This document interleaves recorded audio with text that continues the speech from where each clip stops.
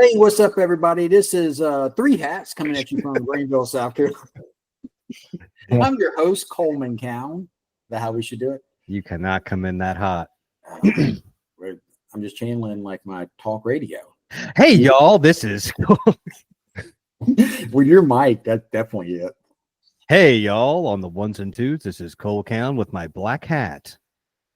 Coming at you. Hey, you sexy little birds out there. Everybody ready for some smooth jazz tonight? I'm really jealous that I don't have a mic now. I kind of want one to. We can get you a mic. She's like my lightsaber. Hey, fellas. That does not look like a lightsaber. No one's going to know that's a lightsaber. That's a little, yeah. All right, let's see. Claw you have. Should we say who we are? Okay, if we're going to air the whole thing, or do we just just clips? We can, even though your name is right there in your bottom left. Yours is not. No, mine's not. Mine says Greenville Transitions for some reason, but I'll try to flip that for next time. How about we kick it off with a Chat GPT question? All right. We'll do a Chat GPT question, but I have a good question for you guys, just like more serious. Oh yeah. All right, yeah. All right, let me get on Chat GPT. Let me pull something up. And you want a recovery-based question? Yeah. So maybe a random ask Chat GPT to shoot us a random question that has to do with addiction recovery, or give us a random topic that has to do with substance use disorder. All right. While I'm doing that, everybody's got to play What's Been Going On. What's been going on? How was everybody's weekend? Ooh. David, you go first. What's been going on? I love this segment. A little bit's been going on. I traveled this weekend to Ohio to an in-laws. Hung out with my wife's best friend that lives in Ohio. Had a good time. You kept my dog for me while I was gone. That was a huge help. I really appreciate that. Yeah, we love some Wilson time. It was a lot of fun. He's a sweet boy. Got some good outside time. Was he tired when you got him home? Or yeah. Pretty normal. Yeah, he was tired. Low key, I kind of thought he was sad to be home. I think he wanted to go back to Cole's house. Well, does have little buddies there. I mean, that's the first thing that Campbell said this morning when she got up. She goes, "Is Wilson gone?" She wanted to know immediately. Oh, yeah. This time, Wilson's a little extra fluffier right now, Lucas. So this time when I dropped him off, I brought his hairbrush. And I was like, all right, girls, I need y'all to do me a big favor. Wilson wants his hair done every night. They were excited about that. They did a pretty good job. Yeah. Pretty good job. Yeah, he has some eye boogers. They refused to clean those. I had to do that. Yeah. He's been getting bad eye boogers lately. Mm-hmm. Lucas, what's been going on with you? What's been going on? Nice.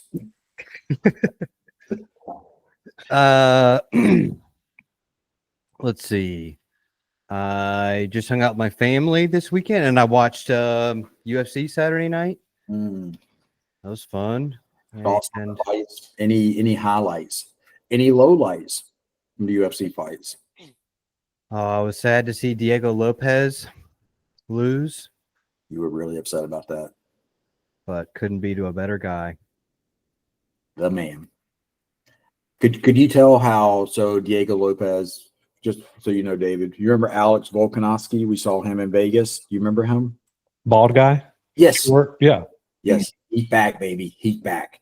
So he beat Diego Lopez in a I would say an upset, kind of. Well, I don't know who is the favorite. Diego? Not an upset. Okay. I thought Alex was going to lose, but he won, which very much surprised me. Could you tell how excited I was? Because I tried to really curb it and smush it down because I knew some people in the room, like yourself, were a little upset about it. Didn't y'all think this guy was like the man? He was just going to come into the UFC world and smash people when we saw him in Vegas? He had no. At that point, David, he had been a champion for quite some time, like 4 years, and he'd been smashing people. Okay. But Yeah, right. Diego is an up and coming fighter, so it was like a big fight for him to get. Yeah. Anyway, could you tell I was excited, Lucas, or did I like do a good job of keeping it low key? Cole, I could tell you were excited. Okay, Did you get into Last of Us at all, Lucas? I have not. I'm trying to get my wife to finish watching Sopranos because we're like 4 episodes from finishing the whole series. And so I really just want to tie that up with a bow before starting something new. Yeah. But I can't wait to watch it. Well, it's just 1 episode out, right? Yeah. Right now? Yeah. Yeah, I'm sure it's really good though. Looks good. I saw a preview. And then I re-downloaded the first game so that I can play that whenever I get free time.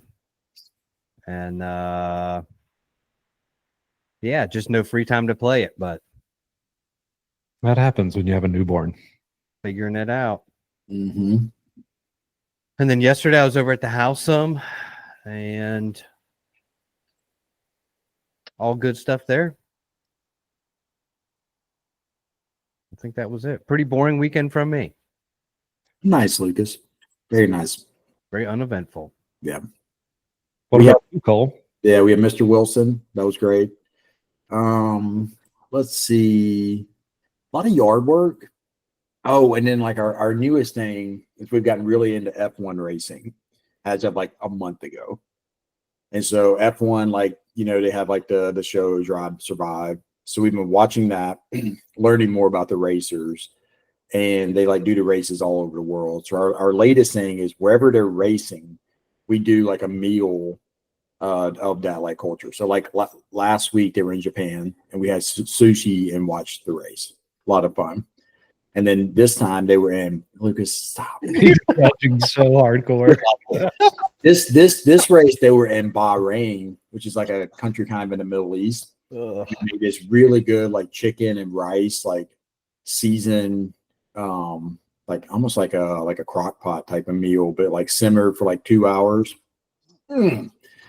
Ate that, watched some F1, took a nap. I love that. I think it's a great idea. I figured you'd Way like to it. like try new things. I'm a big fan. Yeah.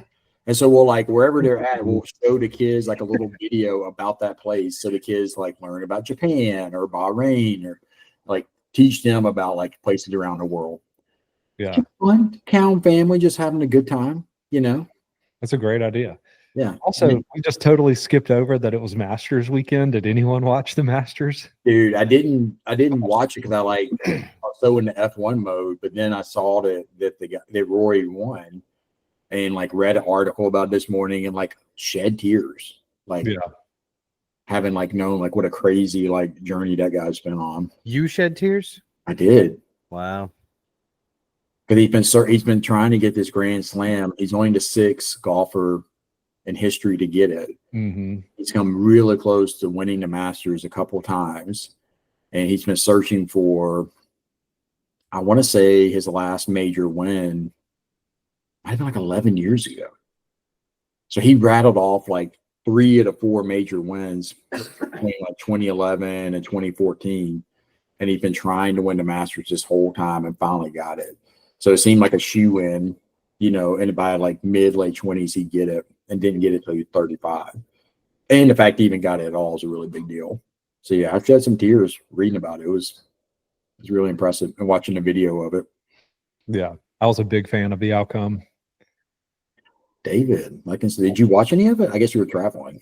Yeah. Luckily, like the last putt happened as our plane was taking off. And 5 seconds later, the internet cut out. So I got to see the putt. I was upset that I didn't get to see any of the interviews or anything afterward or the ceremony, but I saw what really mattered. And it was Rory making that putt, getting super emotional. And I was really excited for him. I mean, his work ethic that he's put in over the past 11 years, he's a guy that's like really ramped up, hitting the gym, hitting the range, like really working his ass off to make it happen, and it paid off for him.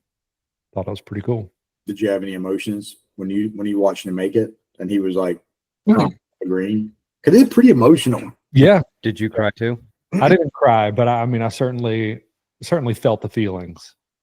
Mm-hmm. Yeah, I do have to He's go got a back little and girl and a wife, and seeing their reactions, like the whole thing is very sweet.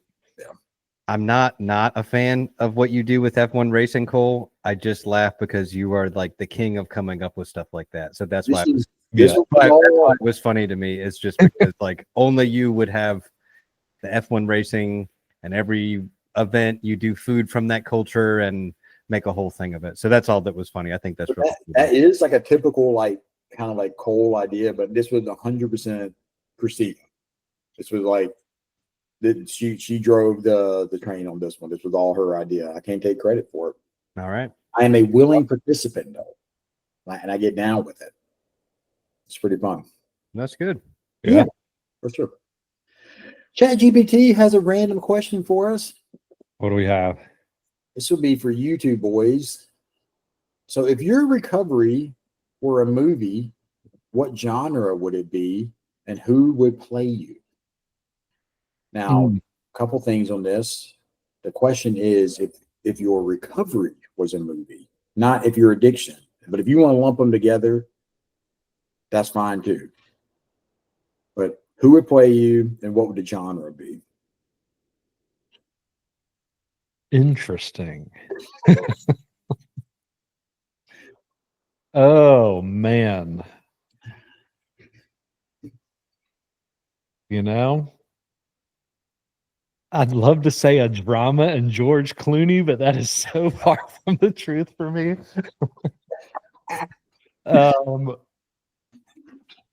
Gosh. So it'd probably be some like loony, crazy actor. I can't even come up with a It'd good be one. really funny actually if y'all answered this for each other, since you two go back to pretty early on in each of your recovery stories. If like Lucas answered that for like David, having had like a front row seat. I mean, for the people who don't know, I mean, like David, you've known Lucas since he essentially like day one, more or less, in his recovery journey. Mm-hmm. And but you at that time were really early in your own journey. You were only like what, maybe 2 years sober, a year sober? 2 or 3. Yeah, 3. So like still pretty early. And you guys have like obviously worked hand in hand for all these years. I feel like y'all have a pretty good idea of like what each other's recovery journey has been like. So it'd almost be better like if y'all answered it for each other. I would find that more entertaining. Yeah. I mean, I feel like if you lump addiction into it, like the hard times and not just recovery, it's no choice but to be a thriller. You're going to fall into that thriller category. Mm. Would you agree? I was thinking there's like vague genres for movies, and then they can get really specific, you know? Yeah. So I was just thinking like drama versus comedy. And if I was answering for myself, I was going to say comedy. And then, but addiction, I think, would make it more obviously dramatic and like sad and stuff. not as funny. Yeah. I mean, but still, I mean, psychological thriller stuff. Yeah. ODing in the street in your parents' neighborhood. Yeah, I just don't know. Like, I guess thriller, I always feel like twists and turns, or I feel like is twisty and turny as it felt. Looking back on it now, it feels a lot more predictable. Mm-hmm. Just like, who would have thought that the heroin addict, when doing heroin, would overdose again? Yeah, you know, like maybe a twist in my life, but from the outside looking in, I'm sure it didn't look. I mean, crazy, but not like, oh my God, what's going to happen next? Mm-hmm. So, yeah, I just think more like drama, but I know there's like different categories of like drama and stuff like that. Nobody's going with like an epic, like a really big, like sprawling, long story, or even just like a classic, like a Rocky movie, like Apollo Creed gets killed. And Rocky's got to he's been knocked to the mat and he's got to get back up and start training and like running through the snow and stuff. Like, You don't think any either of those would apply? When I think thriller, I think like scary, like twists and turns. Yeah, and that's where I think like the addiction side of it is. Mhm.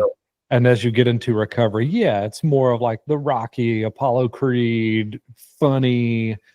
I also think that most people that struggle with substance use disorder, when they get through it, they have a comedic approach to their recovery.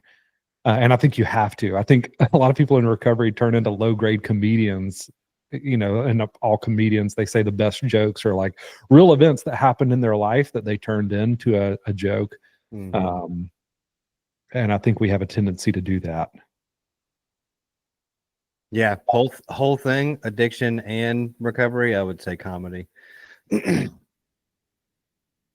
Yeah, one of my favorite things about when I first started working with like people in recovery is how just like like unhinged you could be.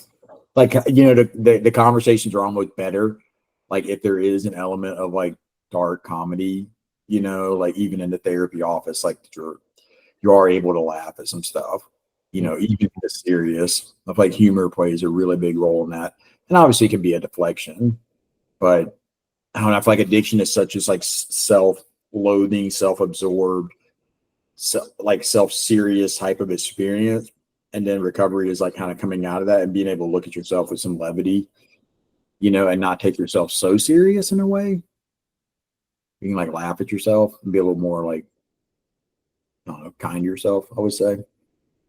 Yeah, that's like the difference in perspective is that when I was in addiction, I would have told you that my life was like a drug, crime, money thriller, and that it was like so intense and crazy and just who knows what's going to happen next. And, I'm just some badass, main character, whatever. But looking back on it, it is really just a comedy of just like how goofy it was at so many times. And I feel like I can laugh and I don't care if other people laugh at my stuff, but I generally don't laugh at other people's addiction, unless they kind of open the door for that. Yeah. I definitely laugh at my own addiction and invite others to do the same. Mm-hmm. But that's the difference in someone who's been in recovery for a while. And like if you're talking to someone who's in it, they're not at that stage yet where it's not funny. And I've made that mistake before where I go into a meeting and I'm joking with someone about recovery and they weren't having it. They were like, no, this is really bad. We're in a real place. And sometimes it's hard for me to remember that, like how brutal it can be in the beginning, not just on the person struggling, but their whole family. Yeah, I remember one that you did that stands out that's really funny to me is there was a guy that we worked with that had like crashed a boat. Oh yeah. And when you were like, I guess initially talking to him, he would say like something like, we're gonna keep boats in the water, no more boats on land. You know what I mean? And I did not think he thought it was funny at the time, but like today he thinks that's like a real, obviously with time it's funny. And I always think about the saying like, what's the difference between drama and comedy? And the answer is time. And so I think when you're in it, it's like so serious and like it's no laughing matter, but you get some distance from it and then you can kind of pick out the little parts of like just the absurdity or the comedy to it and then laugh about it. And I'd way rather laugh about it than cry about it, as long as it's not deflecting it or just like pushing it down. Yeah. I'm trying to go back to who I think who would play Lucas in his feature film, and I cannot figure it out. Well, it's weird because it's like, is it somebody that is supposed to look like you? Is it somebody that's supposed to act like you? I mean, I guess they're an actor. I was going more on act. Like who would be able to act that out? Oh, that's tough. That is tough. But I mean, they're all actors, so I feel like I'd kind of give the acting part to anyone as long as they're a good actor, And I'm gonna go with like a Robert De Niro. like a mostly serious guy who can be funny, who can laugh at himself, but it is also like very black and white. That's where my head is going. It's like who's black and white, very serious, but has the ability to laugh. And I think the guys in a sober living would certainly relate to like, Meet the Fockers and meet the parents, Yeah. questioning people, and like, you know, 'cause that's actually a pretty funny role by De Niro. Yeah. Like, you know, feeling like the guys are like, oh, we're being pulled into the basement to talk to Lucas, and A mix of that and Goodfellas. yeah. It's actually not a bad. I didn't get it at first, but now that you're saying it, I could see it. Yeah. Obviously, a young Robert De Niro, right? Yeah. Obviously. Yeah. Mm-hmm. Robert De Niro in his prime with red hair. He looks like the boxer. You know the boxer that Lucas looks like. Conor McGregor. Boxer, David. No, what's his name, Lucas? Canelo Alvarez. Alvarez, yeah. Canelo Alvarez. You look him up, like him and Lucas look very similar. Very, very similar. All right, do you have an actor for David, Lucas? I'm still thinking on it because that was like a good one that had a lot of thought into like the actual like acting and the acting career. And I've been thinking so much more around like looks. So with looks, I was thinking like Zach Galifianakis or Out of here, bro.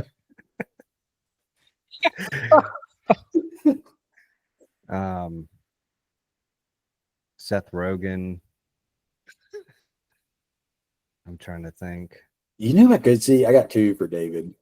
Who was the guy who played he had like the fake ID in Superbad? McLovin. Yeah. Maybe that guy. No, I'm just kidding. That's good. God, dude, I'm getting ripped apart here.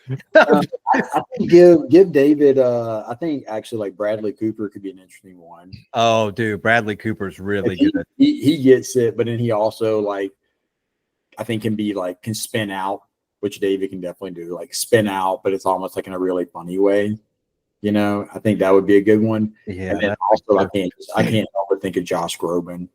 Just when David busted into like song mode. Started singing Josh Groban for sure.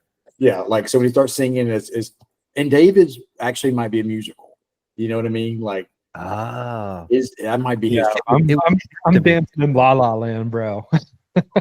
It would have to be a musical. It would. Yeah, dude, musical Josh Groban for sure. Yeah. I guess it could be musical in Bradley Cooper. Me too. There you go. Star is Born. All right, that's it. Or even Hugh Jackman. He's a musical guy. Yeah, that's Wolverine, David. That's very main. Okay. He's also in a few musicals. Yeah. Broadway. Yeah, I think just Hugh Jackman maybe a little too intense. Josh Groban, because he's like been in some movies and TV show. He was in The Office for like I think a season. He was like just like extra character, played like someone's brother. Was he really? I'm almost positive. So I know he's like done some acting stuff, and he's like funny and light in that, but then also can sing. I think musical Josh Groban. Good looking guy too. I think he has it way too together. Josh Groban is like he's on it. But it's he's an actor at the end of the day. Yeah. He just who like fits well enough. You know who I thought you were going to say? Who? Is like Robert Downing Jr. Like how spun out he can get in like Iron Man. Yeah, that's a good one too. And then obviously like the life. Actually, he's got the experience. Yeah, similar experience. No, there's a lot that could fit for you. You're really just a canvas, you know. For sure. But thank you, ChatGPT, for the question. Yeah. Thank you, ChatGPT 4 for sponsoring this video. Yeah, I have another question that came up last week, and in like one of my sessions, but I wanted to pose it to both of you guys. And Lucas, we already talked a little bit about this, but the question was like, in Greenville Transition's been around for what? How many years now? 8 years. Mm-hmm. So in 8 years, can we say we've ever had a guy relapse because of something his parents said to him? Like when we just think about it, like from our understanding of watching the guys, like have we ever had a guy like relapse because of something his parents said to him?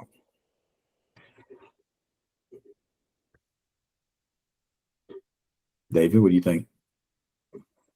I would say no. Lucas? We already talked about it. So it's kind of not fair because I initially, same thing, David. I was like, oh no, I don't think there's anything like a parent like having a hard conversation or a boundary or something. And then the guy went out and relapsed because of it. But then Cole brought up a good point of, except for telling them like, hey, you know, you can just come back home, or why don't I just get you out of there and get your own apartment, or like some of those types of things that I wasn't thinking about that. Yeah. Well, and I would still consider that like aiding the process, but not Yeah, and that's where I started, was like, decision. nothing that anyone says to me is what makes me relapse. Mm-hmm. There's like, I have autonomy, and I can blame it on other people, and I can blame it on other things and situations and stuff like that. But I think the longer you've been in recovery, the more you see people go through, you know, crazy, horrendous, you know, awful things and stay sober through it, and don't use that as a justification for relapse. Yeah. So that kind of takes that away. But I know in the beginning it's a lot harder, and you don't have as much of that. It doesn't feel like you have as much of that autonomy, and you're not like in control as much, I guess. Mm-hmm. Yeah, it's interesting talking like to the families who worry about that, like worry about having a hard conversation with their son and how will he handle it. And I think there's probably a lot of layers to it, like where that fear comes from. I think some of it is like kind of like the addiction manipulation process that had been set up for usually years beforehand of like, look what you made me do, or kind of like I'm just gonna like push against any boundary you put up. And so there can become this like manipulation of like I am very responsible for like what this person does based on telling them no or yes or whatever the case is. I think there's also like usually a pattern of just like conflict avoidance. Probably that goes back generationally, you know, like just not wanting to like have a lot of conflict.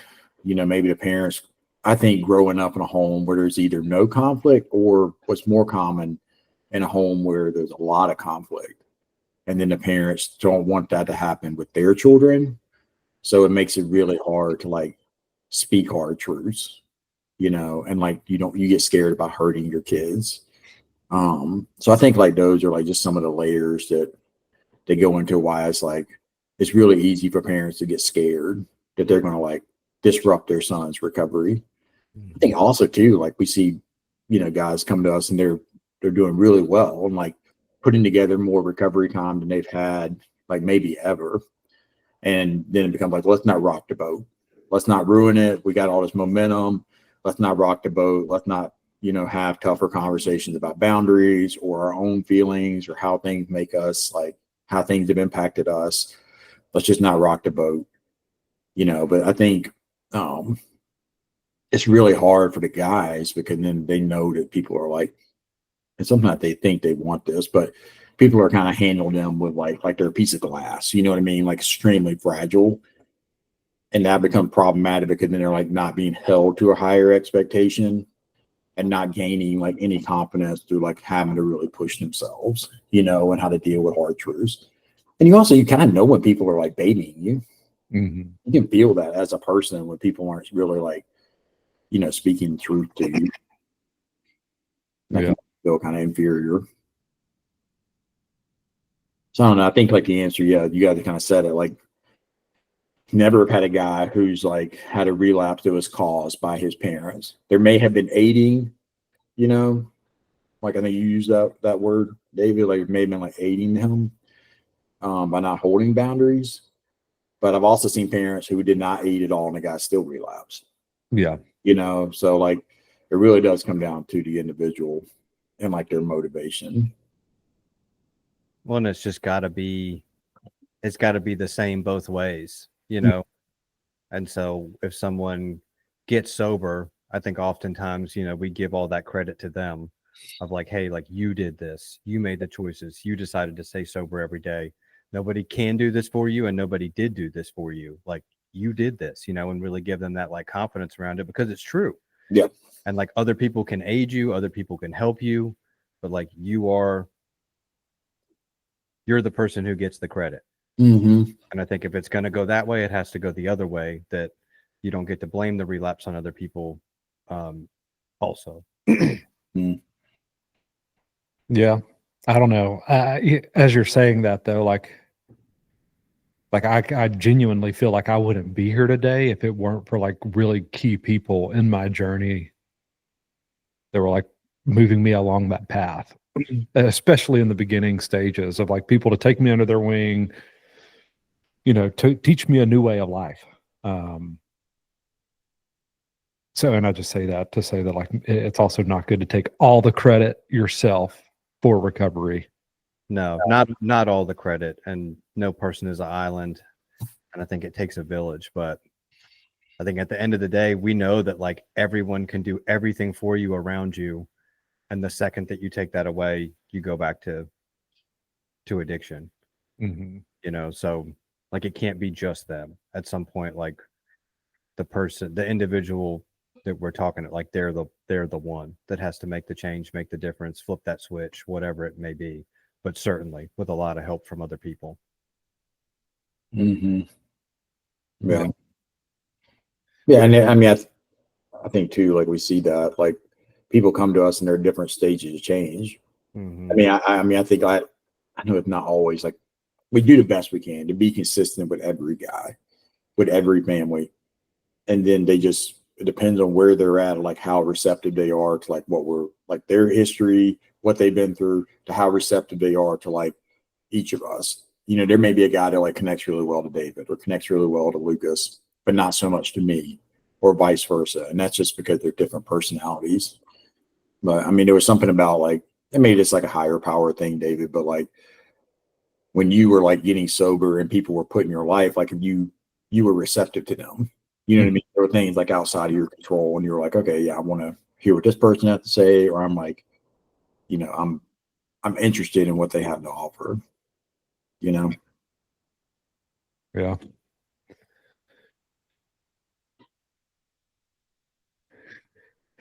I don't know where to go with that.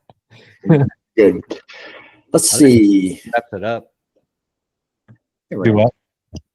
I think that wraps it up. I mean, just an interesting question because my initial answer is different than where I landed after talking it out a bit. Yeah. All right, I got another question for everybody. What are you working on? What are you working on? I think this is important because like lets people know like what we as people are doing, but it also is like a good message of like even when you get sober or if you are a therapist, whatever, you still have things you're constantly working on. So what are you working on? That's like right now. I can go first if that'd be easier. That's only fair. It's your question. Yeah, go for it. I'll go first. I'm working on like getting better with my not just like time management, but putting my priorities like in line of like what I need to be doing. I think it's so easy to like, which I know both you guys are aware of this, but this is for everybody else to hear. It's so easy to fall into the distractions of like shows, video games, reading, like things that aren't inherently bad, but I will fall into those and then like let other things just that I don't want to do just fall away. So I'm putting into like more structured like boundaries, I would say, with myself to make sure I'm doing the things that I don't necessarily want to do, but I need to do. And so at work, one of the things is like that I most don't like doing is taking all the paperwork that we do for all of our clients and then turning that over to like our financial department. And I love being a therapist. I do not like doing notes. That's just reality. It's always been like that for me. And so what I've done is, starting like this week, this is what I'm working on, that if I'm not like within a week of my documentation, I can't do Muay Thai, which is like a workout class that happens a couple times a week that some of our guys will do. Like I'm not doing that class. Like I'm going to do my documentation within a week. And if it's not done, then there's no Muay Thai for Cole. All Mhm. right. And then the other one is at home, same thing. Like I'm not starting a Zelda game that I've wanted to play for several months now. Not starting Tears of the Kingdom until I have my 2024 taxes like sent off to my accountant and I've done all my work on it. Put no boundaries down. So that's what I'm working on. Just like getting better and more diligent with doing the things that I need to do. Because I'm just tired of this feeling of like it dangling over my head. I know I need to do this. I'll get to it. I don't, and then I'll spend several days just like in an unhealthy way, just like knocking it all out because I'm a month behind. And it's just miserable, and I'm just tired of that pattern. So I need to get better with like having checks and balances in my life. So that's what I'm working on. Some Cool. might even call those vows. A couple Man, I'm doing vows. Yeah. I like it. That's good stuff. For me, I'll go next. I think one of the bigger things I'm trying to work on right now, I would say I'm not doing the best job at it, is just um trying to recognize like where I am in life in the moments and appreciate the moments a little more. I really struggle with that, as both of you know. And I was listening to a podcast last week where this guy, I don't know why this kind of set it in my head again, but this guy was like hiking in Hawaii and they left at like 2 a.m. to go on this hike to get to the top of the mountain. He was really didn't even ask himself why he got up so early, but it was so that they could be at the top of this mountain for sunrise. So they're like through the dark, through the night, clawing their way up this mountain. They finally get to the top, and just as they do, a few minutes later, the sun starts to come up, and you have this beautiful view. But he said all he could think was like he looked at another mountain in the distance, and he turns to the guide, and he was like, "What was that mountain over there? And how long does it take to get to that mountain? No, you have to take a boat. Like, then how long does it take to get to the top of that mountain? Is it similar to this mountain?" And the guide stopped him and was like, "You need to learn how to appreciate the mountain that you're on." And it hit me. I was like, God, dude, that is me if I've ever heard it. So I'm like trying to bring gratitude list back right now and just appreciate the moment a little bit more. That's where I'm at. That's one of the big things I'm working on. I love that, David. I second that. Or I'm very supportive of that. I think that's great. Thanks. I think my addictive nature, like addictive personality, kind of forces me to want to like always move a field goal post or always chase the next thing, bigger, better. Nothing's ever good enough. So yeah, I'm trying to catch that a little bit more. Not that I don't think I'll ever be perfect with it. I think it's just kind of hardwired into me to some degree. But yeah, goal is just to catch it a little bit more. There's a little like it's not a meditation, but it's just like a 5-7 minute talk that Sam Harris did that I heard on his like meditation app a couple years ago that really hit me. But it's called The Last Time. And he was like, for most of the things in your life, you're going to have a last time and you're not going to know what happened. Mm-hmm. Like there's a few that are very like decorated, like, oh, this is my last day of high school, or this is my like last day before I retire. But he's like, most things in life, you have a last time and you don't even realize it.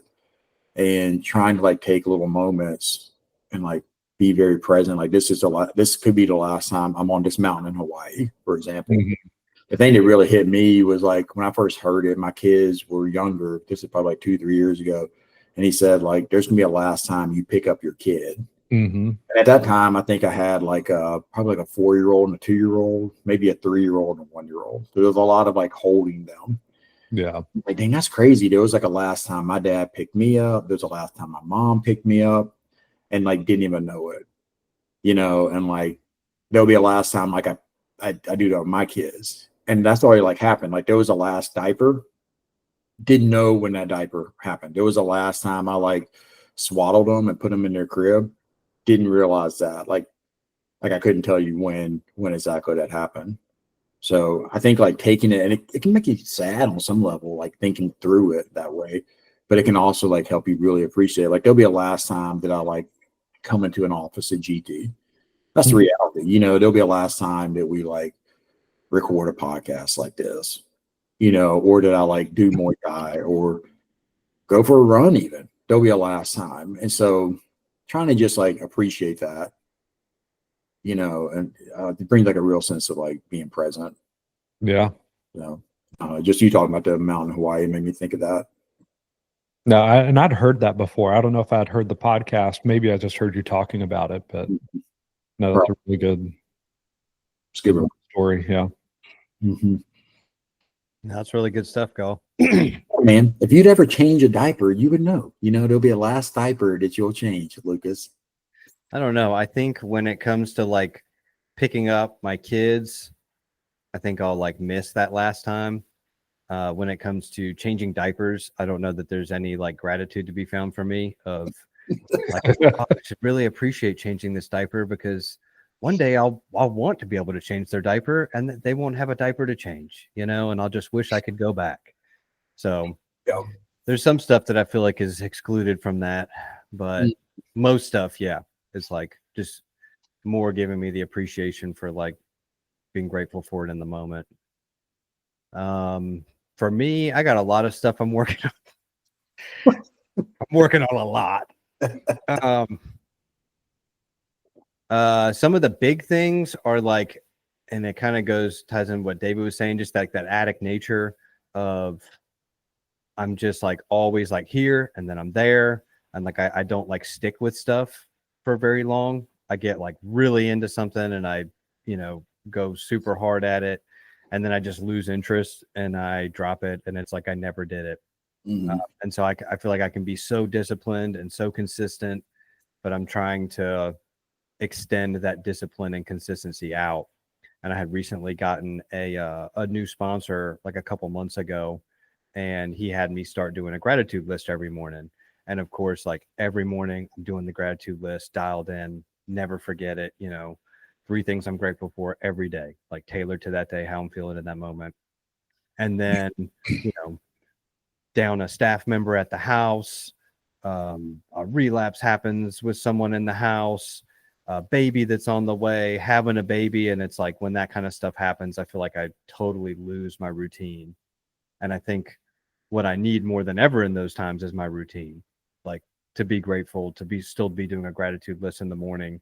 And while I'd like to say that I just couldn't get to it, I totally forgot a gratitude list is up. That's like kind of true, but there's also this part of me that like gives myself a pass. That's like, well, I got all this stuff going on. You know, if I don't do a gratitude list for a week, it's not going to be the end of the world. I'm doing a lot. And so I think that's something I've been really trying to work on. My other like, and that's like a big persistent thing in my life that, like David said, I'll probably never totally get down, but I think always deserves my attention and trying to be better at it. And then the other big thing is and it kind of ties in with what you were saying, Cole, is like my time and time management and procrastination and putting things off and using my time more wisely. And I think that's always been a persistent issue for me too, that I'm trying to get better at and give more attention to.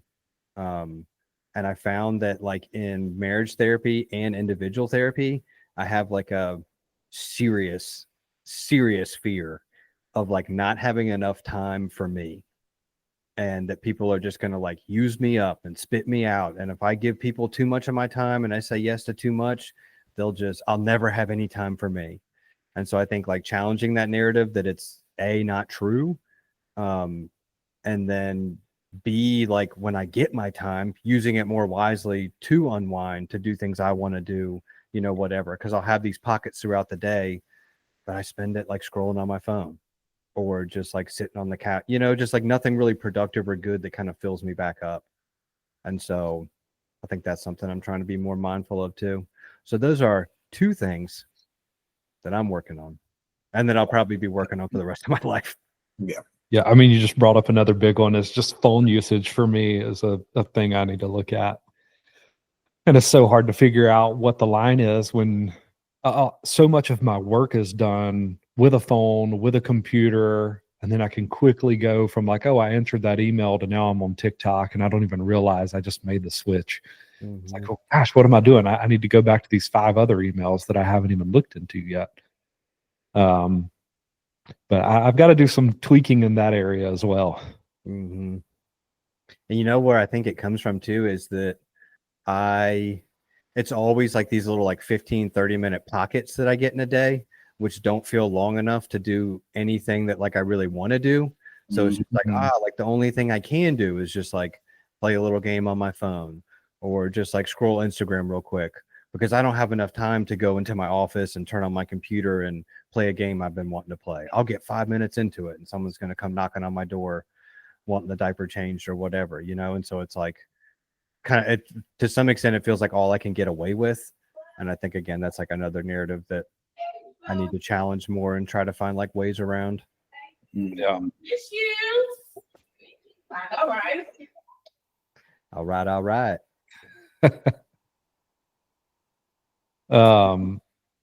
Good stuff. Yeah, really good stuff. Got action in the breezeway. What's that?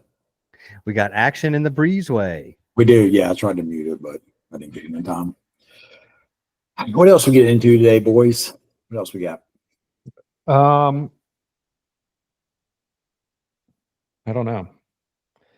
I was gonna get into a much deeper, darker topic, but I decided to not do it in the moment. But I think I am gonna touch on it now. Oh. But and this kind of ties into everything and the gratitude list, and ties into like, you know, not taking all of the credit for our recovery and the people that get us through. But one of like the key members, one of the key guys that like really probably kept me in my first sober living house and is a huge reason of why I am here today. He just passed away like 3 weekends ago due to a drug overdose. And that's just so crazy to me. Like at the time, he had more sobriety time than I did. He was the one taking me under his wing.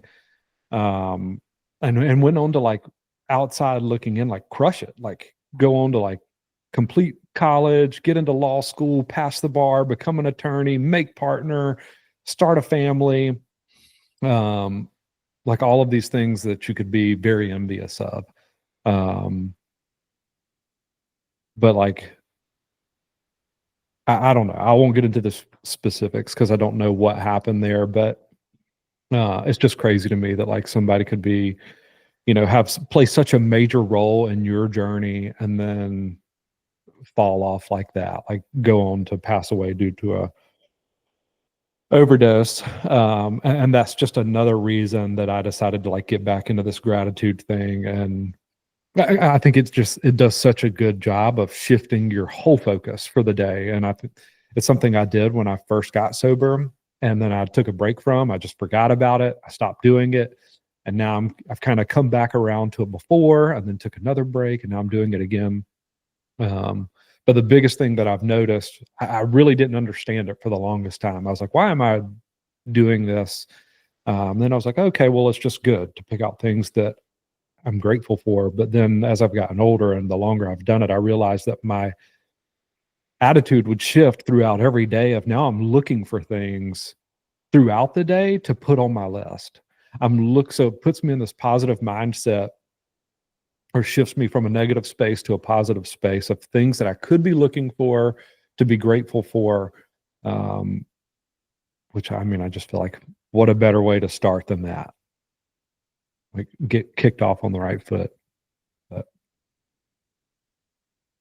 Did you feel, you know, with like losing your friend, it was kind of like with like a wake up call of sorts of like, man, like it can, you know, like addiction and relapse, it's like so sneaky and such a slippery slope. Like I need to like look inward, like what I need to be practicing more. Is that kind of how it came to be? for sure. Yeah. I mean, I think there were multiple things, but I think that was a big factor in several areas of like, it's a good reminder, right, of what can happen if we're not taking care of ourselves, especially when we come from that type of a lifestyle. Mhm. And it also kind of like lit a fire under me of like, what else should I be doing? Like, I don't know. I mean, I feel like that there's a reason that, I am where I am and I've gotten through what I've gotten through, and where else should I be channeling that? And I know that I've mentioned it to you guys of how, and I've been meeting with like some younger, I've been coaching like some younger guys lately, like a 15, 16-year-old, and hearing them talk um, about their high schools and just how everyone, so many people are high in middle and high school. Which I don't know why I say it like that, because I was certainly high in middle and high school too. But it seems much more rampant today, and much more, at least in my mind, it sounds like it's easier to get substances. Like they can just go to a gas station or go to a vape shop and walk in and be 15 years old and get Delta 8, Delta 9 gummies. Now there's a new substance called 7-hydroxy that kind of mimics opiates or fentanyl. And it's, they're like nodding out in class, drooling on themselves. And I don't know, because I'm thinking back to when I was in high school, it was more of like, and Lucas, you can attest to this, but like salvia and bath salts. And there were still those things at vape stores. They were just maybe marketed and packaged differently. So maybe it's the same thing. I don't know, but hearing their sides of the stories at their age, it certainly has me wondering, like, is there more that I should be doing with my life right now? So I would say it was a wake-up call in more than one area, not just like with my personal recovery journey, but with life in general. Mhm. Yeah, I think it's really hard. Like, I mean, I felt this anytime I've been in like a grief state in my own life, whether like my dad dying or just, just change happening that I didn't anticipate. Like I'll get into like very like questioning mode. Like, am I living life the way it's supposed to? And what am I missing? I think what's funny though is like, we have all these like these people in our lives like to tell the truth, that like can see kind of like what we're doing, and they'll say it in little ways of like, hey man, you need to like, and they can say it in a way that can be sometimes like put the defenses up, but other times like not, if they can say it almost softly, like, hey, you need to like be on it, with XYZ, or you're missing that, like we need those like truth tellers and be able to listen to them. Mhm. Because I know the gratitude thing, like sometimes it takes something big to shift us into a place of that. But I mean, I know that's something that, the three of us have talked about, like, like taking moments for that. And so the fact that like you're able to do it now is, I think, a really good thing. But being able to listen to like those truth tellers is really important, you know. Mhm. Because even like what I was saying earlier with like putting more like checks and balances in my life, I feel like a lot of people in my life have probably been telling me that, and I just haven't really been wanting to hear it. You know what I mean? Or been like alluded to, and I'm like, like, and I'll just like brush it away. So I don't know what the secret is to like where to click and be like, oh man, like I do need to be practicing more gratitude or more discipline or whatever. But I think there's even an opportunity for gratitude when you start doing it. You're able to hear it, you know? Yeah. Oh, certainly. Yeah. And it makes me think about, and I told David this the other day, but I don't think I told you, Cole. Just like in relation to that, I was thinking back to a guy that we worked with early on at GT, and um, there was someone that I knew in like 12-step recovery, and I think he had like just moved up here. Awesome guy, like lit up a room, couple years sober, doing really well, and told him about what I did and having a sober living house, all that kind of stuff. And he worked at a hotel, like at the front desk, and so there was a woman that came in there, and I think maybe he could tell that she was kind of stressed out, and so he asked her, if there's anything he could do to help, and she said, well, my son is in like a psych ward, around here. Like that's why I'm here, because he's in drug-induced psychosis and I don't know what to do. And then he said he gave them our number, and she called, and he ended up coming to us, and rough shape, like drug-induced psychosis, but got better, left, went back to college, graduated, long-term girlfriend. I mean, just doing so well, like probably now 5-6 years sober, and like really living the kind of life that everybody wanted for him. Well, that guy who had made the recommendation passed away end of this past year from an overdose. And just always kind of makes me think of, like, you don't know like who's going to help you. I don't know who's going to help me or who I can help. And just because somebody was along the way, further along than me, and then they relapse or overdose or whatever, I don't know, just that, like, it doesn't matter at the end of the day, I don't know, not doesn't matter, but the thing that it's like you have to have so much sobriety to help somebody who doesn't have it, or you have to be further down the road to help someone who's just starting on that road, and then you have to like stay a proportionate amount ahead of them, where there's people kind of getting knocked off the road and coming back on, and you never know how you can flip it around where then you're helping that person. Mm-hmm. But just never knowing who's going to help, and the kind of the weird connections that happen. Well, we can get in this very like hierarchical type of mindset, where it's like, well, if I have this many years sober, then I should be helping this person and they can't be helping me. Or if I'm a therapist, I'm supposed to be helping a client. They're not helping me. And I think it takes a degree of humility, to be able to like talk to somebody who, like even for me, the therapist, like I learn a lot from my clients, like not just like about like drugs or alcohol, not that. Like I learn a lot from them about like relationships, things they're doing in their lives that are working. And then I'll take a lot of those and try it in my own life, or try to like pass it along to other clients along the way, just be like a messenger, Mm-hmm. And I think like that receptiveness to like always like being willing to learn from the people around you is a really important trait, Mm-hmm. And even that lady, I mean, it'd be easy for her to go into the hotel and be like, I'm here to get my son, save him, do whatever. And like, I'm just talking to some dude who's like the valet or like working at the front desk at a hotel. Like, I don't have time to talk to you. But she's willing to like talk to him and then hear from him, like get help, or like how to get help. Like there's no like, it was a very humble thing for her to do. You know what I mean? And then that led to her son like being able to have like access to a place where he was able to get help. So I don't know, that humility thing is super important, and Mm-hmm. constantly trying to learn from other people. Yeah.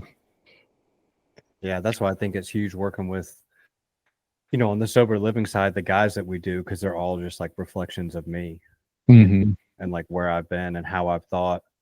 And I don't know, it's a good reminder for me that like just because I am where I am now doesn't mean that I've always been here. Yeah. And like having like empathy, for people who are more in that like struggle phase earlier on, coming along, as simple as it sounds like to me, to be like, you just need to do this and you just need to do that. When I was their age or in their position, I didn't want to hear it either.